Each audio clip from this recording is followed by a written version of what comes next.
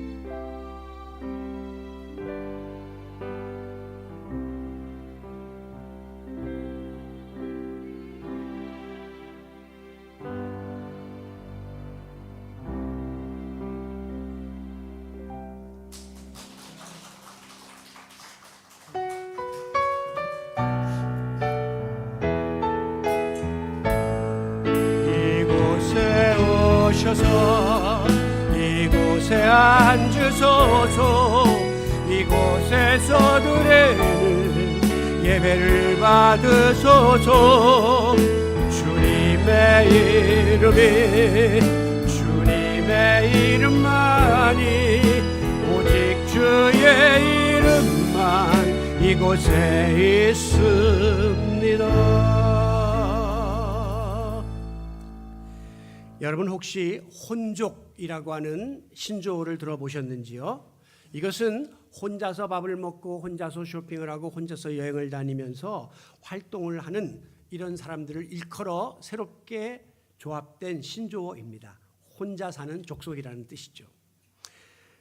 최근에는 혼밥 식당이라는 것까지 등장해가지고 이렇게 칸막이를 다해서 한 사람이 식사를 할 수 있게 하고, 보통 이럴 경우에는 단품으로 무슨 탕 같은 거나 이런 걸 먹게 되어 있는데, 지금은 이 앞에다가 텔레비전 PC도 다 붙여놓고 구이판까지 해놔가지고 혼자서 고기도 구워 먹을 수 있도록 이렇게 진화되어 있는 모습을 볼 수 있습니다. 이것은 오늘날 다른 사람들과 함께 관계를 맺는 일을 피곤하게 생각하는 개인주의가 극에 달했다는 사실을 보여주는 하나의 상징입니다. 현대 사회는 과거의 대가족에서 핵가족으로, 그리고 지금은 1인 가족으로 급격하게 변화하고 있습니다. 얼마 전 통계에 의하면 우리나라의 1인 세대수가 얼마냐? 1,000만을 육박하고 있다. 혼자 사는 사람이 1,000만이 넘는다고 하는 것이에요. 표면적인 이유는 경제 문제 때문에, 또 노후의 사별 때문에, 그리고 젊은이들이 결혼을 기피하기 때문에, 그리고 이혼이 증가해서, 또한 도시의 집중화 현상 때문이라고 분석되어 있으나, 내면적으로는 자기 중심주의, 이기주의, 편의주의, 이런 개인주의로 인한 현상이라고 분석할 수가 있습니다. 지난 주일에 우리는 이기심의 쓴뿌리에 대해서 살펴보았는데요. 모든 면에서 자기를 최우선적으로 내세우고 위하려고 하는 이 이기심에 사로잡히게 되면 점점 다른 사람에 대한 무관심으로 굳어지게 됩니다. 그러니까 무관심은 이기심이 더 발전하면서 전이되어서 나타나는 현상이 아예 이제는 다른 사람에 대해서 무관하는 그런 상태가 되고 마는 것이죠.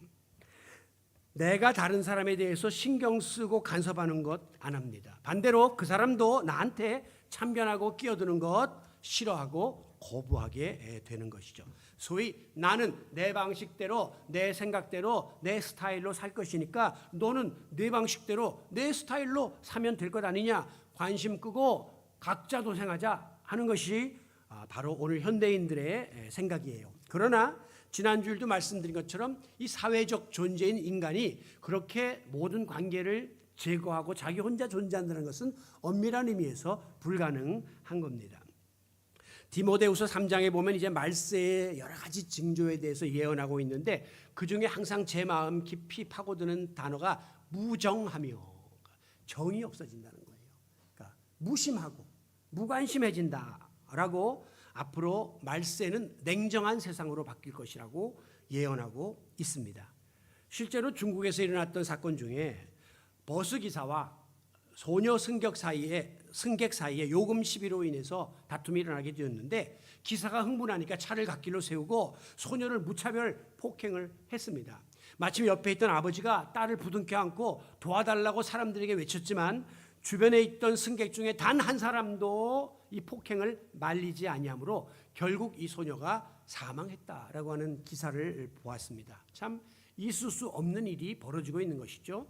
소위 선진국이라고 하는 미국에서도 얼마 전에 지하철에서 성폭행이 일어났는데, 많은 사람들이 스마트폰으로 그 장면을 찍고 히덕거릴 뿐 아무도 와서 그 여인을 도와주는 자가 없었다는 겁니다.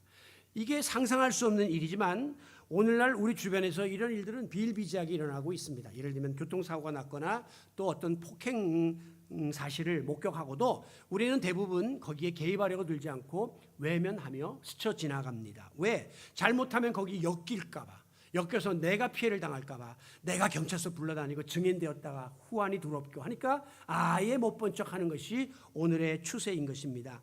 취객이 인사불성이 되어서 길가에 쓰러져 있는데도 아무도 돌보는 사람이 없어서 새벽에 동사하는 일들이 벌어지고요. 언젠가부터는 지하철이나 이 길거리에서 젊은이들이 예의 바르지 못한 행동을 하거나 무질서한 행동을 할 때에도 어른들이 과거 같으면 가서 나무라기도 하고 지도를 했는데, 지금은 쓱 눈치 보면서 피해갑니다. 왜? 잘못하면 폭력을 당하거든요. 봉변을 당하거든요. 그러니까 아예 아이들이 잘못된 것 보면서도 아예 끼어들지 않고 무관심하는 풍조가 일반화되고 있는 것입니다. 최근 들어서 고독사가 증가하고 있다 하는 말씀 많이 들으셨죠? 지지난 주일에 충남의 당진에서 50대 남성이 미라 상태로 시신이 발견됐습니다. 여러분, 얼마나 주변에 아는 사람이 없으면, 교류가 단절됐으면 이런 일이 벌어지겠습니까? 우리 같으면 그래 한 일주일 열흘 아무 소식이 없으면 전화라도 한번 해볼 거 아닙니까? 아는 사람에 대해서. 그런데 주변에 그럴 사람이 아무도 없으니까 오랜 기간 동안에 시신이 다 말라 미이라가 될 때까지 아무도 문을 두드리는 사람이 없었다는 것이죠. 저도 지금 사는 아파트에 10여 년 동안 지금 살고 있는데 솔직히 지금 옆집에 앞집에 누가 사는지 아래 위층에 모릅니다. 또 굳이 서로 알려고 하지도 않습니다. 여러분, 그러니 밤사이에 만약에 뭐 옆집에 무슨 일이 일어나거나 사람이 죽어나가도 누가 그것을 알겠냔 말이에요.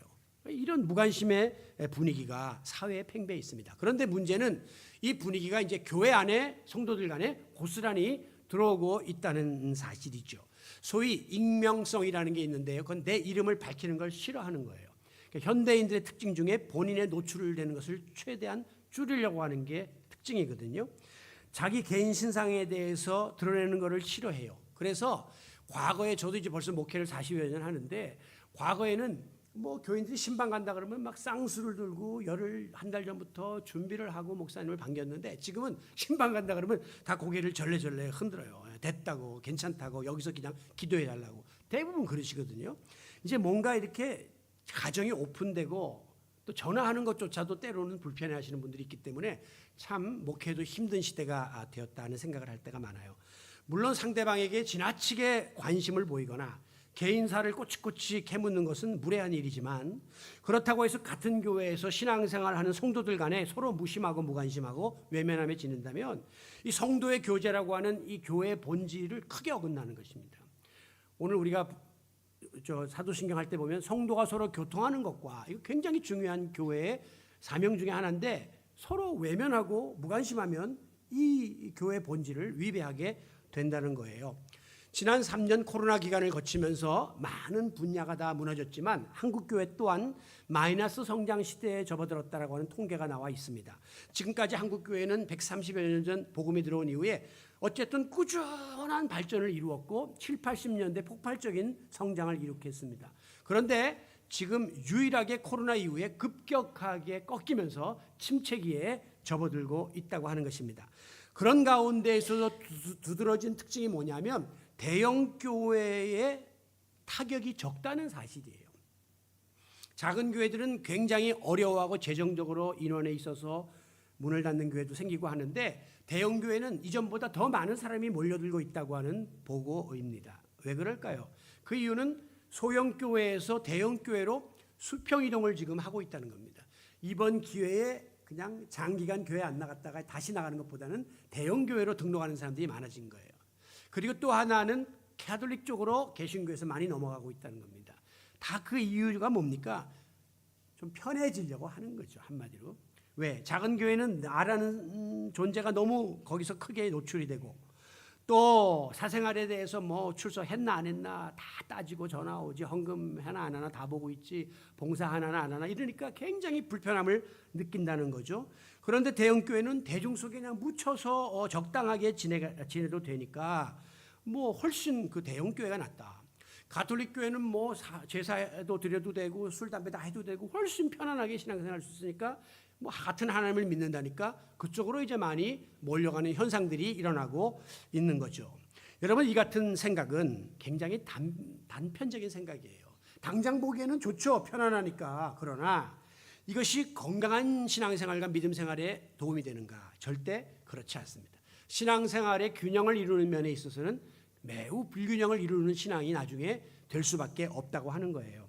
재미있는 이야기가 있습니다. 주일날 오늘같이 예배를 드리러 가는데 교회 가는 길에 차 2대가 맞닥뜨리게 됐습니다. 요새 보면 여기 다 주차를 하니까 막 1A처럼 돼 있잖아요. 그러니까 서로 딱 누군가 하나 뒤로 빼줘야 되는 거예요. 그런데 서로 안 가려고 빠지라고 막 손짓을 하고 빵빵거리고 소리를 치다가 나중에는 창문을 열고 빨리 빼요 하면서 막 소리를 치고 둘이가 난리가 나서 뭐 저쪽도 막 지지 않으려고 그러니까 나중에 물에서 내려가고 아니 왜 그러냐 그러면서 서로 막 삿대질하면서 싸움을 했어요. 언짢은 마음으로 예배를 드렸는데 예배 끝난 다음에 목사님이 자 이제 우리 다 같이 성도의 교제 나누겠습니다. 앞뒤에 계신 여러분과 함께 주님의 이름으로 사랑합니다. 아이고 그 원수가 저기 딱 하나 서 있는 거예요. 같은 교인인데도 모르는 거예요. 누가 누군지를 모르는 거죠. 이게 대형 교회입니다. 큰 교회 목사님이 기차 여행을 하게 됐는데 기차가 이렇게 돌려서 마주보는 기차인데 앞에 있는 어떤 여성분이 보더니 아이고 목사님 아니세요? 안녕하세요. 반갑게 인사를 하더래요. 그래서 목사님이 예 혹시 뭐 어디 교회 나가십니까? 그러니까 목사님 목사님 교회 교인이에요. 권사예요. 그러더래요. 권사도 몰라요. 왜? 몇천 명이니까 권사가. 목사가 이게 과연 목양인가? 양을 알고 목자를 알아야 되는데 이게 아는가? 저는 그런 의미에서 큰 교회에 대한 순기능보다 역기능이 또 있다 하는 생각을 해보게 되죠. 물론 큰 교회 때문에 한국 교회가 어떤 대표성을 가지고 큰 일을 할 수 있고 또 무슨 여러분들도 교제 폭이 넓어진다든가 그런 거는 또 장점이지만 이런 역기능도 있다고 하는 것입니다. 여러분 이 같은 시대적인 흐름에 기름을 부은 사건이 바로 코로나 팬데믹이에요. 이 공동체를 굉장히 중요하게 하는 교회 생활의 맥을 그냥 끊어 놓았습니다. 코로나가 한창 기승을 부리던 그때 교회에서는 집단 감염이 일어나게 되었고 그것을 이유로 2000년 역사 속에 한 번도 전쟁이나 자연재해 외에는 멈춘 적이 없었던 이런 예배, 대면 예배가 중단되고 소위 비대면 예배라고 영상으로 예배를 보는 일로 대부분 전환하게 된 것이죠. 여러분 집에서 영상 예배를 드려보셨겠지만 그걸 자꾸 드리다 보니까 점점 함께 모여서 성도들과 함께 교제하는 일들이 어색해지고 관계의 단절이 오게 된 것입니다. 그러니까 온라인 예배를 드리고 헌금하고 그리고 내 생활하면 되니까 얼마나 편합니까? 교회 나오려면 1시간, 2시간 전 차려입고 시간 걸려 와야 되고 예배 드리고 또 다 하고 가면 또 가고 하면 반나절이 깨지는데 집에서 1시간만 딱 예배를 드리고도 같은 예배라고 하니까 얼마나 마음이 편하냔 말씀이죠. 물론 여러분 마스크를 쓰고 바이러스 전염을 우려하는 상황 속에서 성도 간에 서로 이 관심과 접촉을 최소화하는 상황으로 가는 것은 처음에 매우 우리에게 이질적이고 어색했습니다. 불편했고 또 아쉬웠습니다. 그런데 놀랍게도 사람은 이 적응력이 있기 때문에 시간이 흐르면서 보니까 이것도 좀 괜찮네 라고 하는 마음이 들게 되고 점점 편해지기 시작하다가 나중에는 다시 얼굴을 본다는 일이 불편해지는 자리까지 나아가게 되었다는 것이죠. 대부분의 교회들이 다 영상으로 예배를 송출하다 보니까 소위 예배 쇼핑이 생기기 시작했습니다. 그냥 앉은 자리에서 예배를 드리는 것이 아니라 예배를 보는 거죠. 이 교회 예배 툭 해서 목사 설교 한 달락 듣고 또 저쪽 교회 툭 들어가서 또 보고 예배 쇼핑이 일어나게 되면 목사를 비교하고 교회 프로그램들을 비교하는 이런 일들이 일어나가지고 오히려 아주 어려움을 한국교회에 안겨다 준 사건으로 아마 기록될 것입니다. 여러분 안 그래도 현대인들은 무관심 증후군에 빠지기 쉬운데 더욱 부채질을 한 것이 바로 이 사건이에요. 그 교회 생활이 멀어지니까 성도들과 멀어지고 성도들과 멀어지는 뿐 아니라 하나님과도 멀어지는 이런 일들이 벌어지게 된 것이죠. 여러분 우리가 거슬러 올라가 보게 되면 우리 안에 자리 잡고 있는 이 무관심의 쓴뿌리는 아담과 하와가 낳은 첫 아들 가인에게서부터 원죄로 유전되었다 이렇게 볼 수 있습니다. 자, 창세기 4장에 가인과 아벨의 이야기가 나오죠. 둘 다 제사를 드렸습니다. 그런데 하나님께서는 동생 아벨의 제사는 받으시고 가인의 제사를 받지 않으셨습니다. 이에 극히 분노와 이기심에 사로잡힌 이 가인은 동생 아벨을 쳐 죽이게 되었어요. 인류 최초의 살인 사건이 일어났습니다. 그 후에 하나님께서 가인에게 나타나서 내 아우 아벨이 어디 있느냐라고 물으셨어요. 그 말은 하나님이 몰라서가 아니라 너 지금 무슨 짓 한 거냐라고 책망하시는 것인데 그때 가인이 뭐라고 하는지 알아요? 내가 알지 못하나이다. I don't know. 그 말은 I don't care. 내가 동생을 지키는 자입니까? 매 관시. 나 관심 없어요. 이러면서 아주 무관심을 노골적으로 드러낸 것이죠. 그 당시에 식구라 그래봐야 아담 하와 엄마 아버지 있고 형제는 현재 가인 아벨밖에 없는 거예요. 그런데 이 친밀한 혈육조차도 무관심한 상태로 빠지는 그 무관심의 마음은 오늘날 원죄로 유전되어서 오늘 우리 인간의 마음속에 깊이 뿌리 내리고 있는 것입니다. 오늘 본문 마태복음 24장부터 이어지는 예수님의 재림을 예배하는 자에 대한 비유의 내용들이 나오는데 먼저 무화과 나무의 비유, 열처녀의 비유, 달란트의 비유, 그리고 오늘 마지막으로 양과 염소의 비유가 기록되어져 있습니다. 예수님은 이 가르침을 주신 이후에 이제 십자가의 고난의 자리에 나가시게 돼요. 그런데 31절 하반절에 보니까 우리 예수님이 마지막 때에 영광의 보좌에 앉으셔서 모든 민족을 심판하시는 심판주로 오신다. 그렇게 전제하고 있습니다.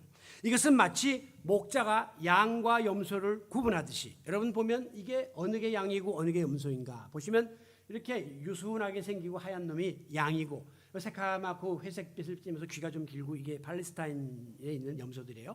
심지어 이제 뿔이 나 있는 이런 것들이 염소인데, 이제 이것들을 양과 염소를 목자는 다 구분을 합니다. 그래서 그런 것처럼 예수님은 마지막 때에 양과 같은 성도는 오른편에, 또 염소 같은 이들은 왼편에다가 두실 것이다. 그렇게 비유를 들었어요. 여러분, 당시의 목자들은 낮에는 염소하고 양을 같이 섞어서 방목합니다. 자기들끼리 막 풀을 뜯어먹게 만들어요. 그리고 이제 날이 어두워지면 우리 안에 가둘 때에는 염소는 염소끼리, 양끼리는 양끼리, 양들은 몰아서 넣게 되어 있습니다. 왜냐하면 이 염소들은 약간 뿔이 있고 공격적이기 때문에 안에서 다툼이 일어날 수도 있고, 또 자칫 잘못하면 밤새 또 이렇게 잡종끼리 교배가 일어날 수 있고, 그러니까 다 이거를 띄어 놓는 거예요. 마찬가지로 우리가 세상에 사는 동안에는 양과 염소가 함께 지내는 것처럼 신자와 불신자, 의인과 악인 다 섞여 지낸다. 지금 같이 구분이 안 되고 다 같이 살고 있어요. 그러나 33절에 보니까 마지막 심판날이 이를 때에는 양은 우리 주님의 오른편에, 염소는 왼편에 분명하게 구별해 놓을 것이다 라고 말씀하셨습니다. 여기서 양이 누굽니까? 양은 구원받은 성도, 의인들을 뜻하는 것이에요. 염소는 누굽니까? 저주받은 죄인, 악인, 불신자들을 의미하는 것입니다.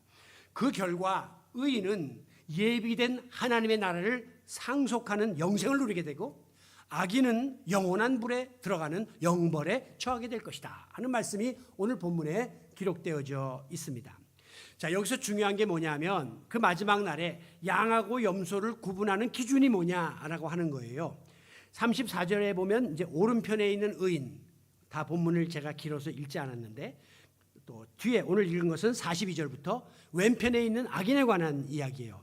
이 둘의 차이점이 뭐냐 하면 42절, 내가 줄일 때, 우리 주님이 줄일 때 너희가 먹을 것을 주지 않았고, 악인은 주님을 외면했고, 의인은 그 앞에 보면 주었고, 그렇게 말해요. 또 목마를 때 마시게 하지 아니하였고, 그러나 의인은 마시게 하였고. 이어지는 말씀, 내가 나그네 되었을 때 영접하지 아니하였고, 그러나 의인은 영접하였고, 헐벗었을 때 옷 입히지 아니하였고, 의인은 옷 입혔고, 내가 병들었을 때와 옥에 갇혔을 때 돌보지 아니하였으나 의인들은 돌봤느니라. 이 두 가지를 똑같이 대비해서 반복하고 있습니다.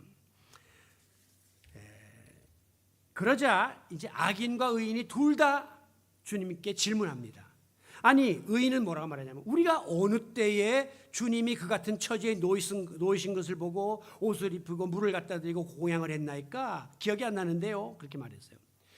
반대로 악인들은 42절에 뭐라고 말하냐면, 우리가 언제 주님이 그런 모습을 보고 모른 척했습니까? 우린 그런 적이 없는데요. 이렇게 말하고 있습니다. 그때 예수님께서 말씀하시기를, 너희가 여기에 있는 형제들 중에 지극히 작은 자 하나에게 한 것이 곧 내게 한 것이다. 그러니까 지극히 작은 자의 헐벗음을 보고 옷을 갖다 줬으면 나를 위해서 너희들이 옷을 입힌 것이고, 내가 지극히 작은 사람이 갇혀 있을 때 돌아보았으면 너희가 곧 나를 돌본 거나 똑같다라고 말씀을 했습니다. 여러분, 여기서 내 형제 중에라고 하는 것은 예수를 구주로 믿고 고백하는 자, 성도를 뜻하는 거예요. 또 한 피 받은 믿음의 형제 자매들, 곧 우리 그리스도인 공동체를 뜻하는 것입니다. 이것은 이 교회 공동체에서 함께 몸담고 신앙생활하는 한 분 한 분이 얼마나 나에게 존귀한 존재이고 소중한가 하는 것을 깨닫게 만들어 줍니다. 그러므로 우리의 믿음의 식구들이 어려움에 처했을 때에 관심을 좀 가지고 좀 내가 할 수 있는 것 돌봐주려고 하는 마음을 가진 자라야 주님께서도 마지막 때 그 사람을 기억하고 그 사람을 하나님 나라를 상속하는 복을 주시겠다라고 약속하고 있는 것이에요. 우리가 이제 이 말씀을 볼 때 약간 의구심을 품을 수 있단 말이죠. 그러니까 오늘 본문은 엄밀한 의미에서, 넓은 의미에서는 의인과 악인에 관한 이야기지만, 신자와 불신자에 관한 이야기지만, 좁은 의미에서는 믿는 형제들 중에 돌봄을 했던 사람과 그렇지 않은 사람과의 관계를 뜻하는 것인데, 아니 우리가 구원받은 것은 의를 행함으로 구원받은 게 아니잖아요. 선한 일을 해서 구원받은 게 아니라 믿음으로 구원받는다고 배웠는데, 지금 오늘 예수님의 비유에 보면 선한 일을 행한 사람이 지금 구원의 자리에 들어가고 그렇지 않은 사람은 영벌에 처한다고 말하니까 좀 의아로운 생각을 할 수가 있단 말이에요. 이 말씀은 뭐냐면, 하나님 나라의 상속자가 되려면 마땅히 우리가 지닌 그 믿음이 행위로 실천되어야 한다는 거예요. 주여 주여 하는 자마다 예수 믿는다고 하늘나라 가는 게 아니라, 그 주여 주여 하는 믿음이 실생활 속에서 실천되어야만 온전한 구원을 이룰 수 있다는 것을 보여주고 있는 것입니다. 이게 지금 우리 예수 믿는 그리스도인들에게 가장 큰 딜레마거든요. 많은 사람들이 교회 나와서 회개하면 주님이 용서하신다. 그러니까 마음껏 죄짓고 또 와서 회개하는, 또 죄짓고 또 회개하는 거예요. 이걸 반복하면서 이걸 그리스도인의 삶이라고 생각하고 있는데 아니라는 거죠. 믿음이 있으면 믿음에 합당한 행위의 열매가 따라줘야 온전한 자리에 나아갈 수 있음을 보여주고 있는 것입니다. 그러므로 믿음이 있노라 라고 내가 자부하면서도 내 주위에 있는 지극히 작은 형제, 믿음의 형제 자매들을 돌아보지 않거나 무심하게 지내는 자들은 41절에 보면 영원한 불에 들어간다라고 굉장히 무서운 말씀을 하고 있는 것입니다. 바로 이것이 행함이 없는 믿음의 허상을 우리에게 가르쳐 주는 거예요. 예수님은 야고보서에 보면 행함이 없는 믿음은 죽은 믿음이다 그랬어요. 죽은 믿음 갖고는 하나님 나라 못 간다는 거죠. 그러니까 꼭 믿음에 뒤따르는 행위가 있어야 되는데, 그게 바로 사랑이고 관심이고 오늘 우리가 이야기하려고 하는 타인과의 관계성이라고 하는 것입니다. 특히 예수님은 지극히 작은 자 하나에게 한 것이 나에게 한 것이고, 지극히 작은 자 하나에게 안 하면 나에게 안 한 것이다 라고 예수님과 지극히 작은 자를 동일시하는 정도까지 말씀을 하고 있습니다. 자, 우리는 이제 세상의 기준으로 인간적인 판단으로 평가를 해요. 그래서 이거는 이 사람은 큰 자다, 이 사람은 이 일은 큰 일이다라고 판단을 하죠. 그래서 큰 일에 관심을 갖고 큰 자에게 매달립니다. 그런데 만약에 인간적인 평가를 해갖고 이거는 작아 보이고 이 사람은 별 볼일 없다라고 만약에 우리가 해가지고 소홀히 여기거나 무시하면, 그래서 내 기준에 의해서 관심과 무관심의 상대를 함부로 정하게 되면 이것은 예수님의 생각과 완전히 다른 자리에 나갈 수 있다는 겁니다. 즉 사람들은 무시하고 작게 보이는 그 사람이 예수님 앞에서는 존귀하고 큰 자가 될 수 있다는 거예요. 그러니까 우리가 인간적인 판단으로 관심과 무관심의 기준을 삼는 것은 매우 위험하고, 신앙적인 안목을 가지고 이 모든 것을 판단하는 자리에 나아가야 할 것입니다. 그래서 예수님은 지극히 작은 자에 대한 관심을 우리에게 요구하고 계시는 거예요. 그래서 우리 주변에 나보다 어렵고 힘든 사람들이 지금 곤고한 자리에 놓여 있을 때 적극적으로 나서서 섬기고 돕고, 물 갖다 주고, 몸 없는 사람 밥 먹이고 하는 거 아니에요? 옷 입히고, 다 돌보는 이런 일들을 해야 한다는 거예요. 그렇게 되면 마치 우리가 예수님께 한 것과 같은 수준의 칭찬과 평가를 받게 된다는 것입니다. 예수님이 늘 말씀드리지만 하나님의 은혜를 우리가 많이 받고, 주님께 무엇으로 보답하리까? 내가 몸으로 주님께 보답한들 어떻게 보답할 것이며, 물질로 보답한들 얼마를 드릴 것이며, 우리 주님은 그걸 직접 나에게 보답하라고 요구하지 않습니다. 너희 주변에 있는 지극히 작은 자들에게 하면 그게 나한테 한 거랑 똑같으니까 그렇게 눈에 보이는 이들에게 관심을 쏟고 그들에게 시선을 두라고 말씀하고 있는 것이죠. 골로새서 3장 17절에 보면 무엇을 하든지 말에나 일에나 다 예수의 이름으로 하고 무슨 일을 하든지 마음을 다하여 주께 하듯이 하라 하는 말씀을 볼 수 있어요. 여러분, 우리 성도들의 삶의 궁극적인 목표는 뭡니까? 솔리 글로리아, 오직 하나님의 영광을 위하여 우리는 지금 살아가는 거죠. 그렇다면 우리가 어떤 사람을 만나든지 무슨 일을 하든지 무슨 말을 하든지 항상 주의 이름으로 하고 주께 하듯이 함으로 하나님이 영광을 받으신다는 거예요. 내 생각대로 내 마음대로 하고 함부로 하면 오히려 우리의 언행 심사를 통하여 하나님의 영광이 가리움을 받게 된다는 사실을 잊지 마시기 바랍니다. 실제로 예수님이 이 땅에 계실 때에 누구와 주로 상대하셨나 보면 병든 자, 소외된 자, 옥에 갇힌 자, 가난한 자, 주로 그런 부류하고 많이 친하셨어요. 오늘 우리 목사들은 주로 누구하고 친하냐면 교회에서 영향력 있는 사람, 지위 높은 사람, 사회적으로 돈 있는 사람, 이런 사람하고 친하지 완전히 반대의 삶을 지금 살고 있단 말씀이에요. 교인들도 마찬가지예요. 예수님은 유대인들에게 왕따 취급을 당하던 그 삭개오, 세리 삭개오의 집에 들어가서 식사를 하십니다. 사람들이 저런 더러운 사람하고 가서 밥을 먹는다라고 비난했지만 예수님은 그와 함께 식사하면서 오늘 내 집에 구원이 이르렀다라고 그 영혼을 구원해 주세요.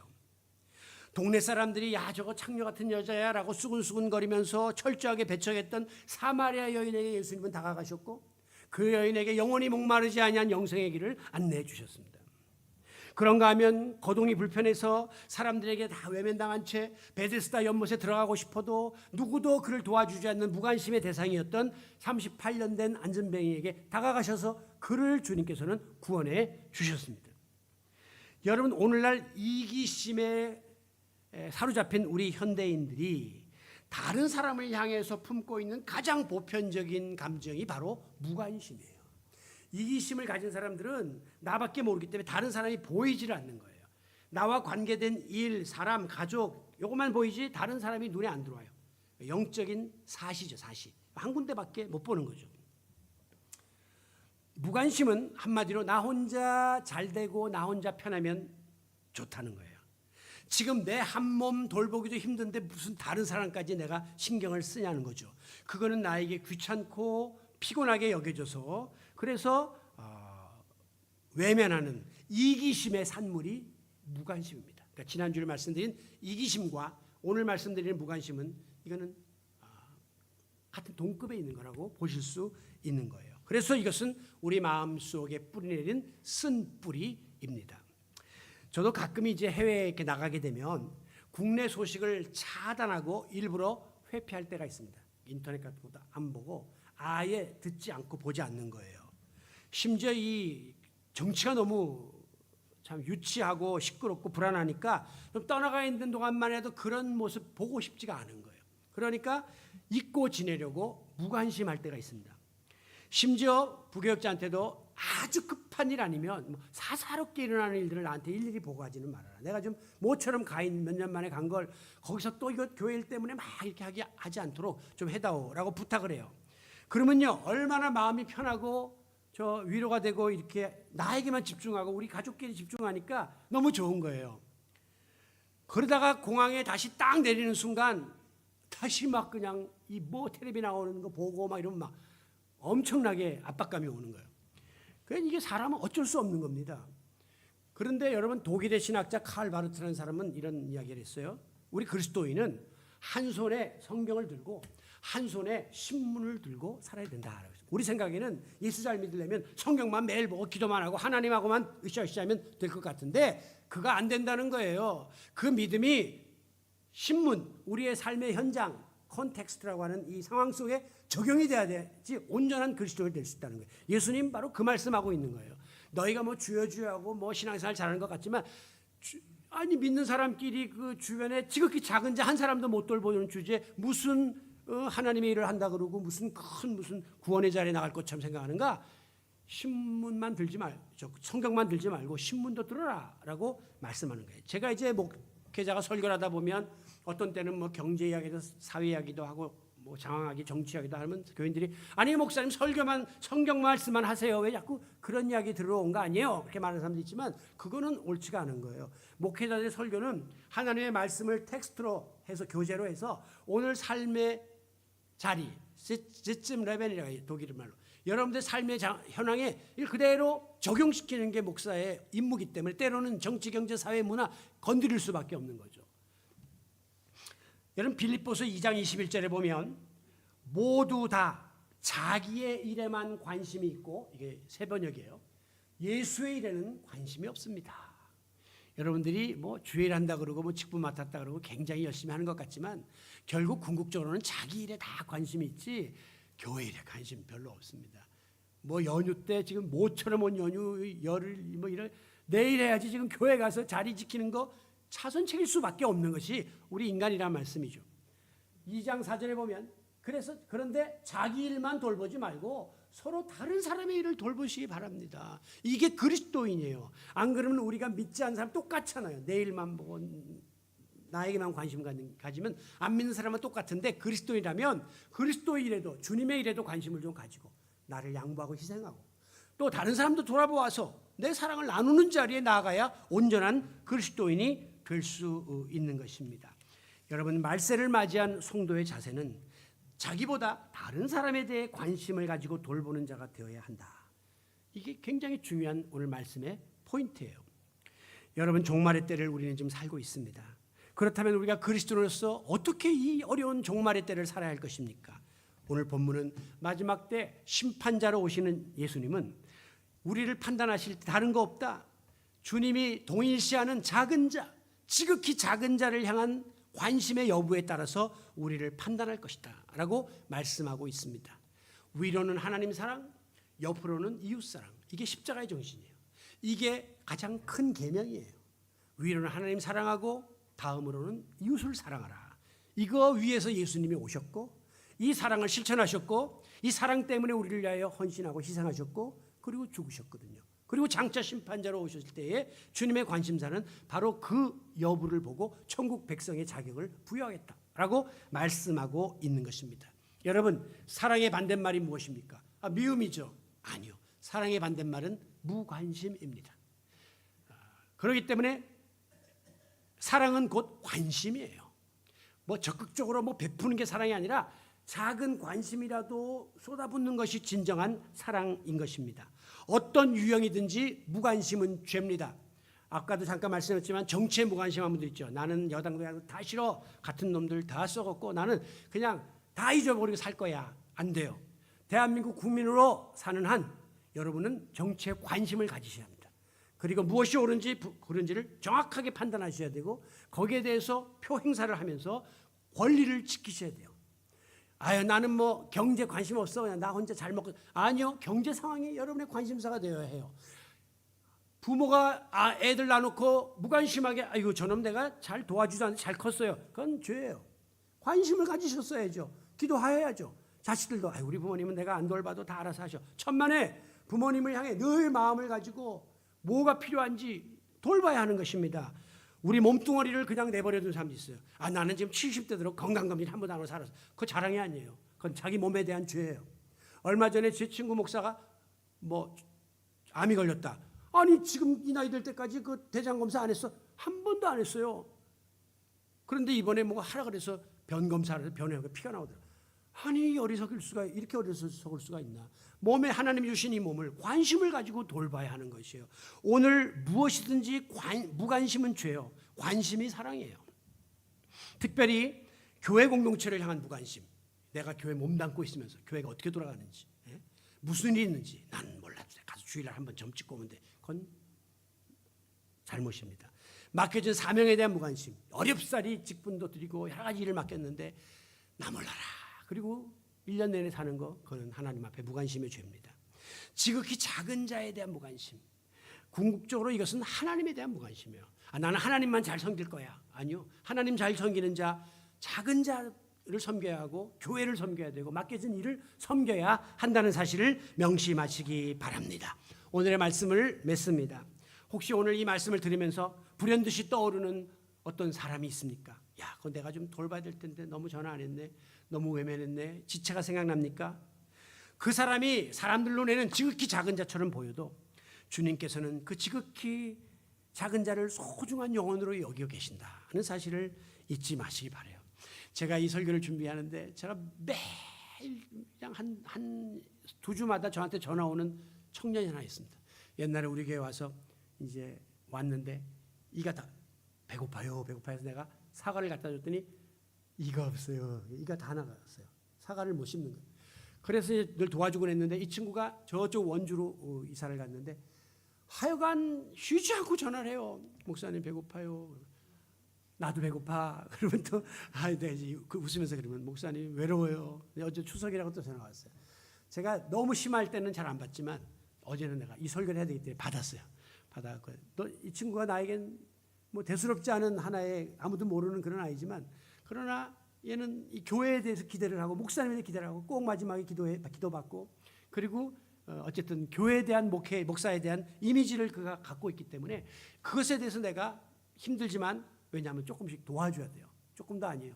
이렇게 좀 송금을 했는데 그러나 내가 이런 사람들을 우습게 알고 그냥 다 외면하면 훗날 우리 주님이 내가 그 자리에 있었다, 내가 그였다라고 말씀할 때 얼마나 수치스럽겠느냐라고 하는 것입니다.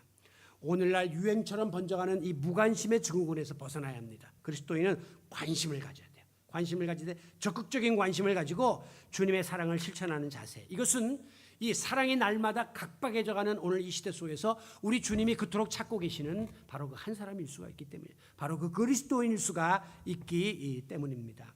이것을 위해서 지극히 작게 보여지는 사람이라 할지라도 지극히 별 볼 일 없는 것처럼 보여지는 일이라 할지라도 우리는 관심을 가지고 회복을 위한 노력을 기울여야 할 것입니다. 그러나 그동안 코로나 기간에 많이 소홀해진 예배, 기도, 말씀을 통한 영성생활의 무관심, 이게 소홀해졌다면 회복하셔야 돼요. 또 전도, 봉사, 교회 사역에 대한 무관심이 지금 많이 마음에 자리 잡았다면 그 쓴뿌리를 뽑아내야 할 것입니다.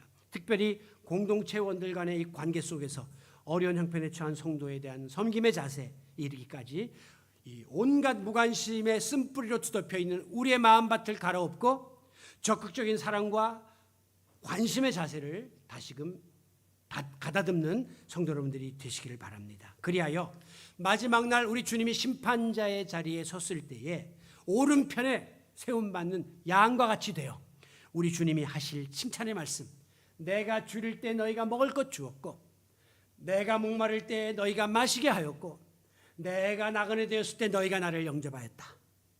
내가 헐벗었을 때 옷을 입혔고 내가 병들었을 때 돌보았고 내가 옥에 갇혔을 때 와서 돌보았느니라. 아니 주님, 우리가 언제 그랬어요? 주님이 언제 벗은 몸으로 언제 갇힌 몸으로 나타나셨나요? 너희 형제 중에 지극히 작은 자 하나에게 한 것이 곧 나에게 한 것이다 라고 하신 이 귀한 칭찬을 받음으로 창세로부터 예비된 하나님 나라를 상속받는, 그리하 영생을 누리는 복된 성도 여러분들이 되시기를 예수님의 이름으로 축원합니다. 존귀하신 아버지 하나님, 우리가 믿음이 있노라 하면서도 우리의 믿음을 삶 속에 실천하는 데는 많이 모자람을 고백합니다. 그래서 교회는 시끄럽기만 하지 그 속에 불씨가 없는 참 연약한 모습으로 세상 사람들에게 비춰지는 것이 아닌지 우리를 돌아보게 하여 주시옵소서. 오늘 내 주위에 지극히 작아 보이는 사람이나 일에 대해서조차 관심을 가지고 주님의 사랑을 베푸는 것이 곧 우리 주님을 위한 일이라는 사실을 다시 한번 일깨웠습니다. 이것이 매우 어렵고 힘든 인간의 본능이기 때문에 어렵지만 그럼에도 불구하고 최선을 다해서 말씀을 순종하기 위해 애쓰는 또 한 주간의 삶이 되게 하여 주옵소서. 예수님의 이름으로 기도하옵나이다. 아멘.